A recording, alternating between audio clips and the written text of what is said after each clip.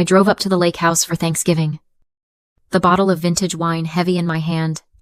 I walked in just as my mother, Sharon, was organizing the family photo. "Kyle, you stand right next to Jenna," she beamed, her voice bright. I smiled, waiting, shifting the bottle in my grip. I thought she'd call me in next, tell me where to stand. Instead, she just raised her phone. "Okay, everyone. Smile." The flash went off, and I was still standing in the doorway, outside the frame, holding a gift no one had acknowledged. The air in the room was warm, but it felt artificial, like the heat from a vent. My father, Mark, gave me a distracted nod, already turning back to laugh at something Uncle Dennis said. My sister, Jenna, was glowing, her hand linked with her new fiancé, Kyle. They were the center of the room, the gravity everyone was pulled toward. I tried to blend in. I walked over to my mother, Sharon, who was directing traffic by the stove. "Mom," I said, holding up the bottle. "I heard there was good business news. I brought this to celebrate." She glanced at it, her eyes barely registering the expensive label. "Oh, that's nice. Patricia, just put it on the counter over there." I set it down next to a bowl of cranberry sauce. A few minutes later, Kyle bustled in from the porch holding a cheap bottle of sparkling wine, the kind you get at a gas station. "I brought something to toast with," he announced. Immediately, Sharon clapped her hands. "Wonderful, Mark. Get the glasses." My bottle sat untouched. My mother raised her glass, her voice full of a warmth I hadn't heard directed at me all day. "I want to make a very special toast," she said, beaming at Jenna and Kyle, "to the newest partner in our family business." "Kyle." Everyone cheered. My glass stayed at my side. Partner I was the one writing grant applications and proposals for nonprofits. I knew what a partnership agreement looked like. I also knew what our family's business books looked like. They looked like my personal bank account. Jenna leaned in and kissed Kyle's cheek. "And we also have to thank him," she gushed, "for finally getting that broken old pier fixed. He supervised the whole thing." Kyle gave a modest, corporate little shrug. "Happy to help, Sharon. It's solid now." My mother looked at him like he'd just built the place by hand. "We just appreciate it so much. It's so good to finally have a man around who knows how to get things done." A cold, sharp clarity hit me. I had just paid the final invoice for that pier repair 9 days ago. The contractor sent the receipt to my email. I stared at Kyle, this business consultant, who probably couldn't tell a hammer from a wrench, soaking in the credit for the check I wrote. And that's when I understood. It's what they call the competence trap. It started when I was young. Jenna was the visionary, the creative spirit. I was the practical one. It sounded like a compliment back then. When Jenna had a brilliant but completely unprofitable idea, I was the one who had to figure out the budget. When I got my first real job writing grants, Mom called me, crying about a supplier bill for their little boutique shop. "You're just so good with numbers, Patricia," she'd said. So I paid it. Then it was the utility bill for the shop. Then the insurance for the lake house. Then the monthly business support check. $1,000. Automatic. That kept their dream afloat, while I built grant proposals for charities that saved other people. I thought being the practical one meant I was strong. I thought it meant I was the reliable foundation of the family. But sitting there, watching them toast Kyle for spending my money, I realized practical was just their word for useful.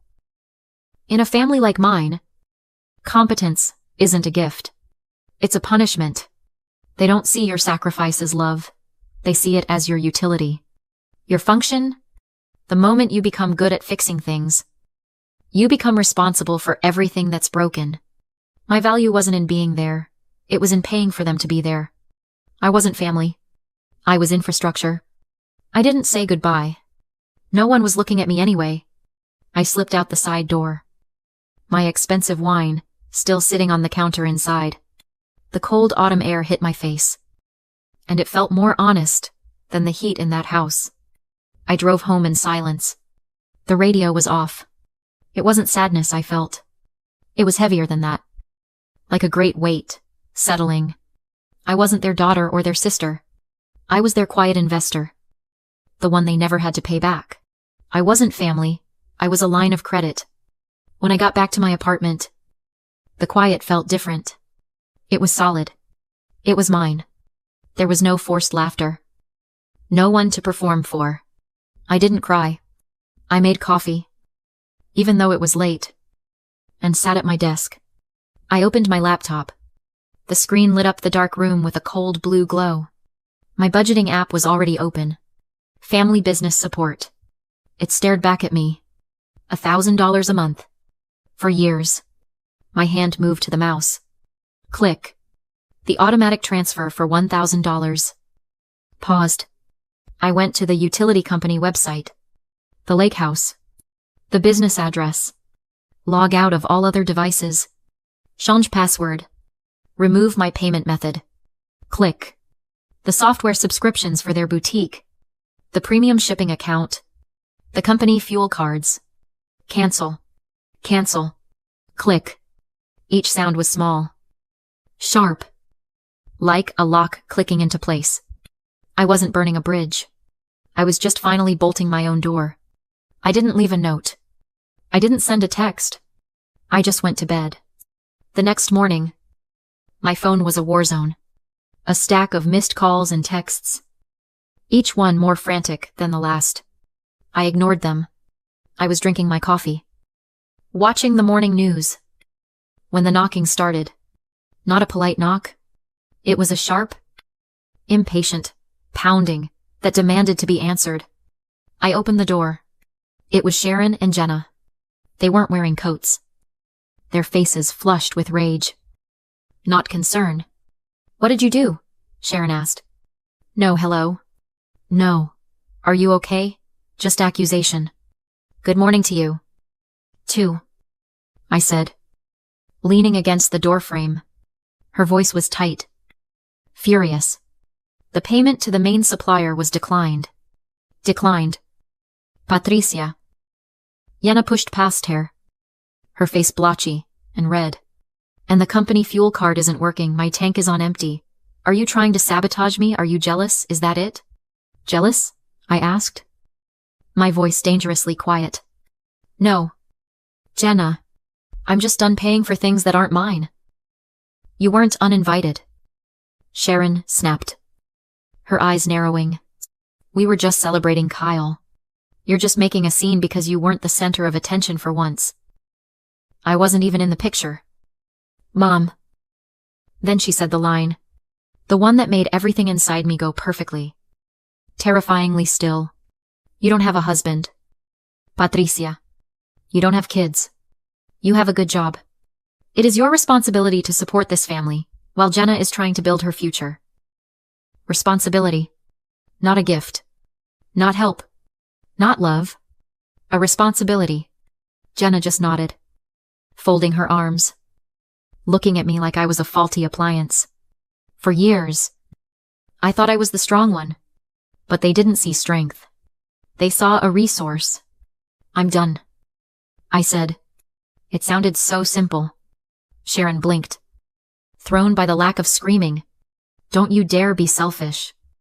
Patricia, you're choosing a fight over your own family. No, I said, and I felt the last bit of fog clear from my head. I'm choosing a boundary. If you hear that as a fight, that's on you. You will regret this, Sharon hissed, pointing a finger at me. One day, you'll be alone, and you'll need us. If that day comes, I said, stepping back and closing the door slowly, I hope you answer the phone. I shut the door, leaving them in the hallway, and finally, locked the deadbolt. The silence that followed was the best sound I'd heard all week. The quiet was addictive. My phone, once a constant stream of demands disguised as family chatter, was still. I muted the group chat. I turned off notifications. The rage from my mother and sister faded into a dull, digital hum that I simply chose not to listen to. I started sleeping through the night for the first time in years. I thought that was the end of it. I was wrong. It was only the end of the first act. A few days later, an email popped up from an address I didn't recognize. The subject line was just one word. Read this. I almost deleted it, thinking it was spam. But something made me open it. The sender was Kyle, Jenna's fiancé, the new partner. The email was short. Patricia. I can't be a part of this. I didn't know how deep it went. I'm sorry. Attached was a forwarded email chain. A chain between my sister, Jenna, and my mother, Sharon. It was dated 2 weeks before Thanksgiving. My blood went cold. I clicked it open. Jenna's email. Kyle is getting a little soft about the finances. He keeps asking if Patricia is okay with the new loan structure.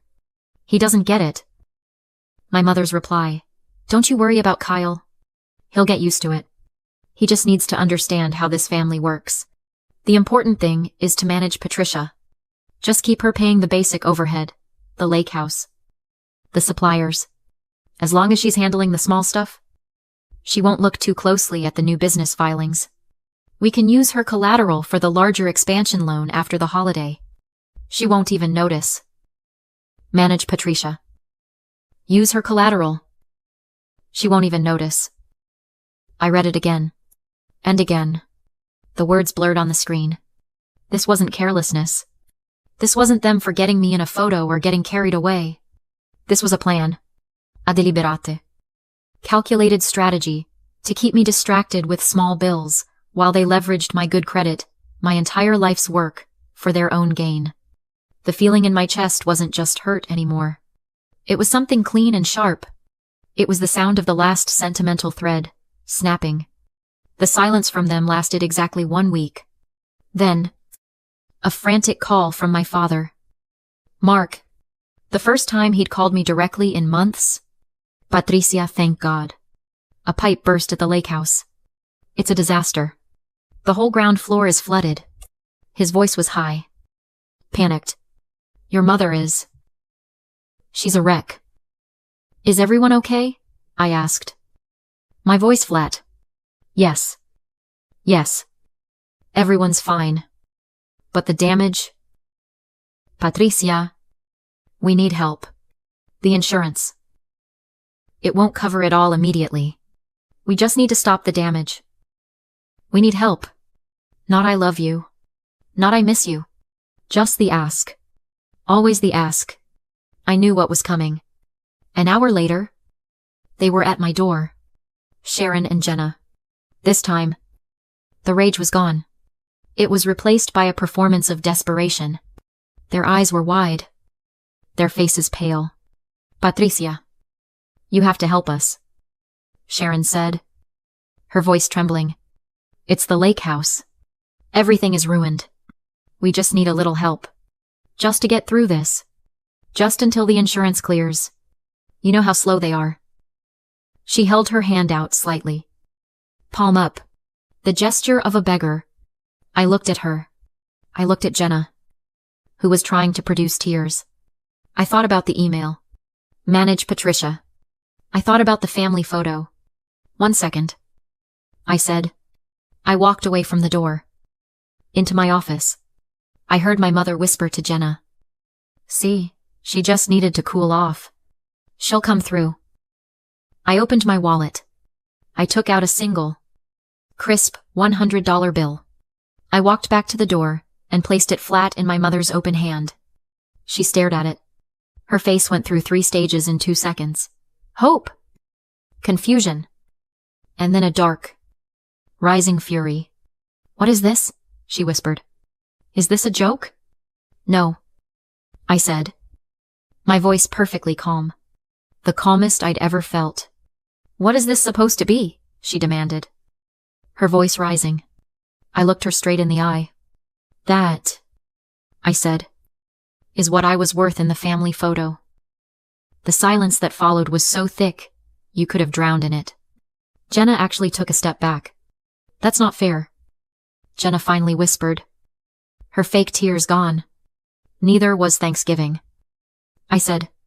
Neither was the pier. Neither was the email you sent your mother 2 weeks before. Jenna's face went white. My mother's head snapped toward her. I'd hit the mark. You are being spiteful. Patricia. My mother hissed, trying to regain control. She crumpled the bill in her fist. No.